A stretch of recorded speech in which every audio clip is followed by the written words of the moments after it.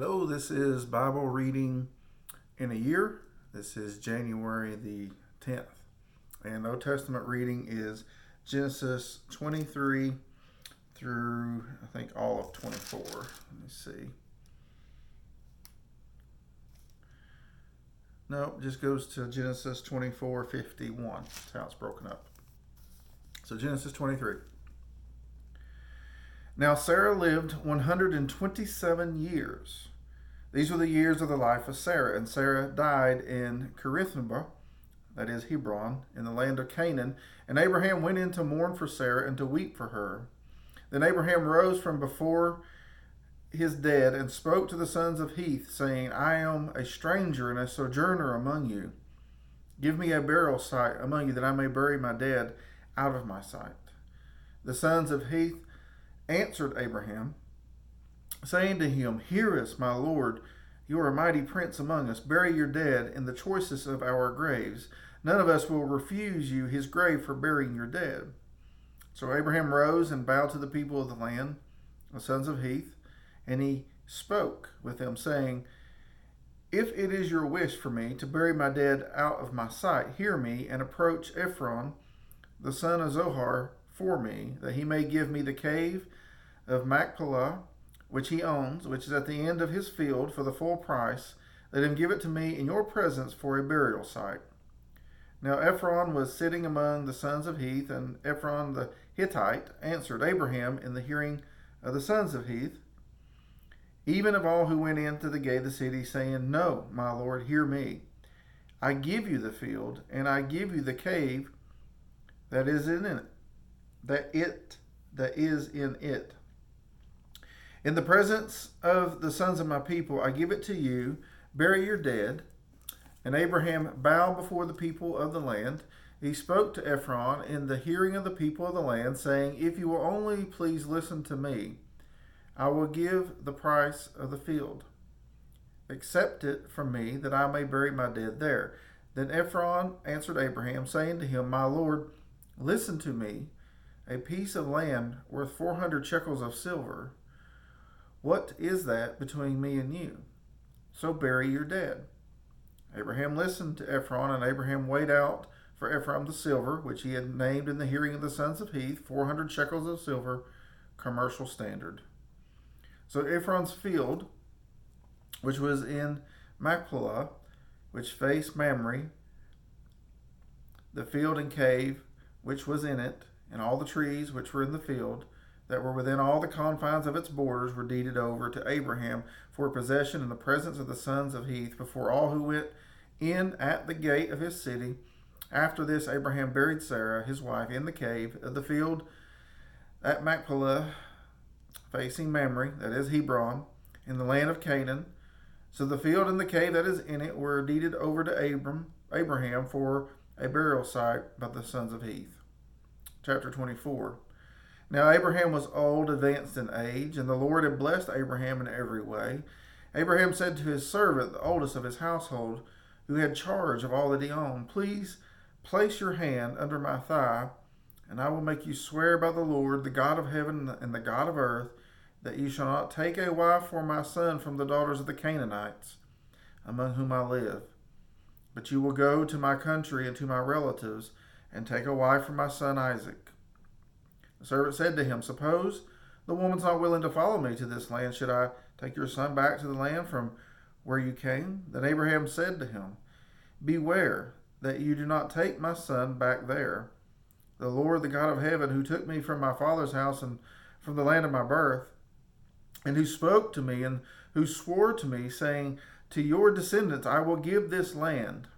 He will send his angel before you, and you will take a wife for my son from there. But if the woman is not willing to follow you, then you will be free from this my oath. Only do not take my son back there.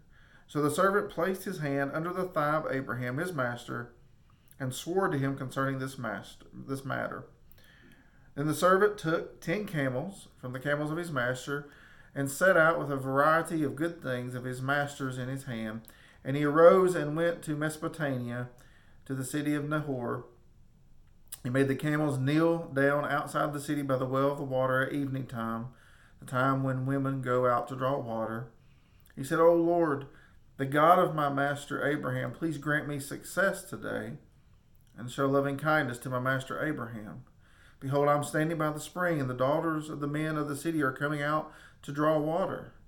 Now may it be that the girl to whom I say, please let down your jar so that I may drink, and who answers, drink, and I will water your camels also, may she be the one whom you have appointed for your servant Isaac, and by this I will know that you have shown loving kindness to my master.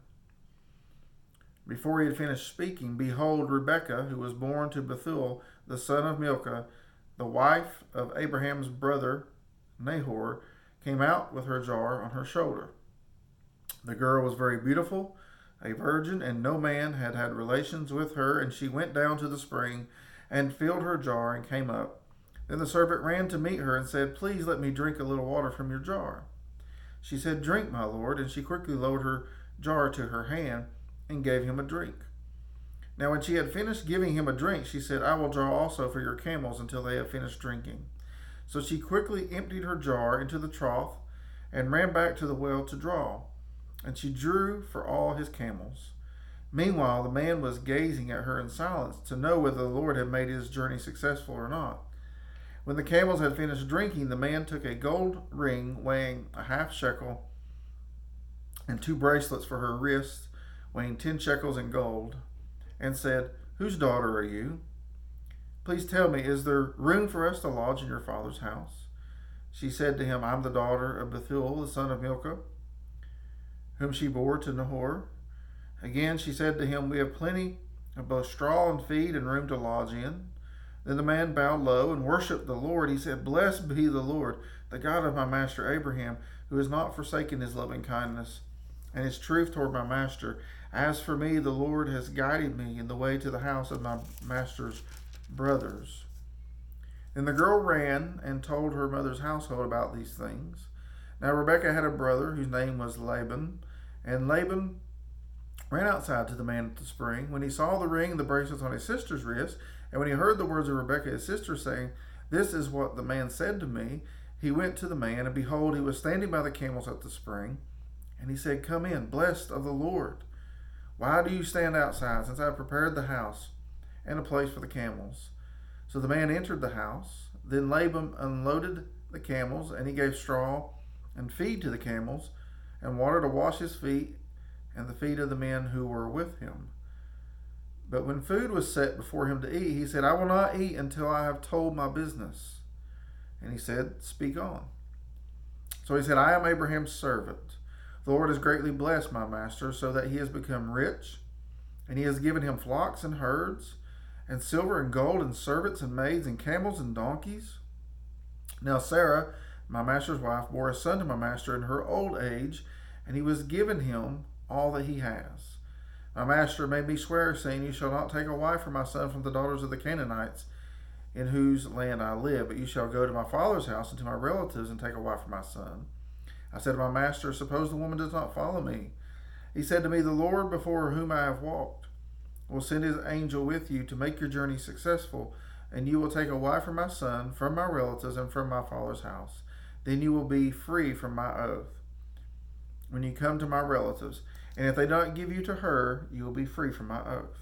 So I come today to the spring and said, O Lord, the God of my master Abraham, if now you will make my journey on which I go successful, behold, I'm standing by the spring, and may it be that the maiden who comes out to draw, and to whom I say, please let me drink a little water from your jar, and she will say to me, you drink, and I will draw for your camels also, let her be the woman who the Lord has appointed for my master's son. Before I had finished speaking in my heart, behold, Rebekah came out with her jar on her shoulder, and went down to the spring and drew. And I said to her, please let me drink. She quickly lowered her jar from her shoulder and said, drink, and I will water your camels also. So I drank, and she watered the camels also. Then I asked her and said, whose daughter are you? And she said, the daughter of Bethuel, Nahor's son, whom Milcah bore to him. And I put a ring on her nose and the bracelets on her wrists, and I bowed low and worshipped the Lord and blessed the Lord, the God of my master Abraham, who had guided me in the right way to take the daughter of my master's kinsman for his son. So now if you are going to deal kindly and truly with my master, tell me, And if not, let me know that I may turn to the right hand or to the left. Then Laban and Bethuel replied, the matter comes from the Lord, so we cannot speak to you, bad or good. Here is Rebekah before you. Take her and go, and let her be the wife of your master's son, as the Lord has spoken. Our New Testament reading is Matthew chapter 8, and it's just the first 17 verses.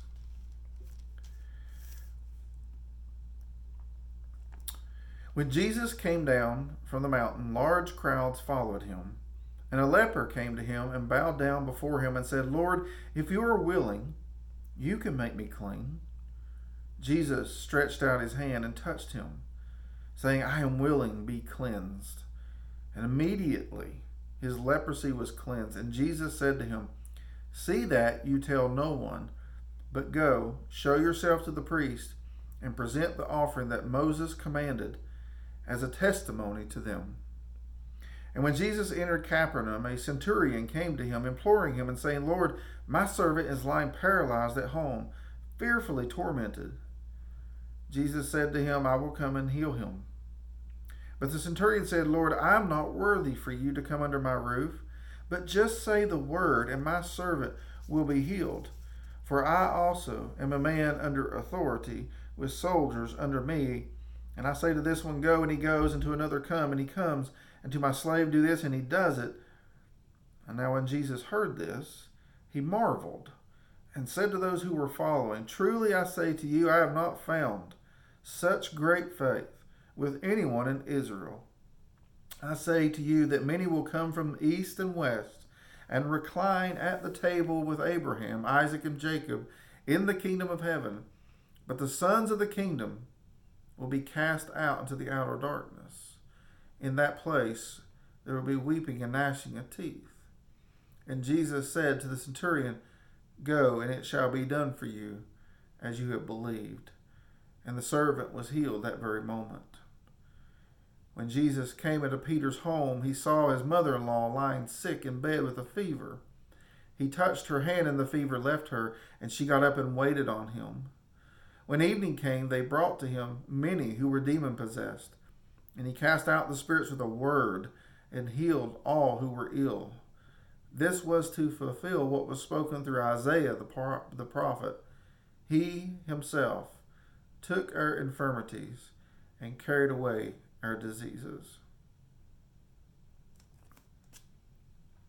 Psalm 9, 13 through 20.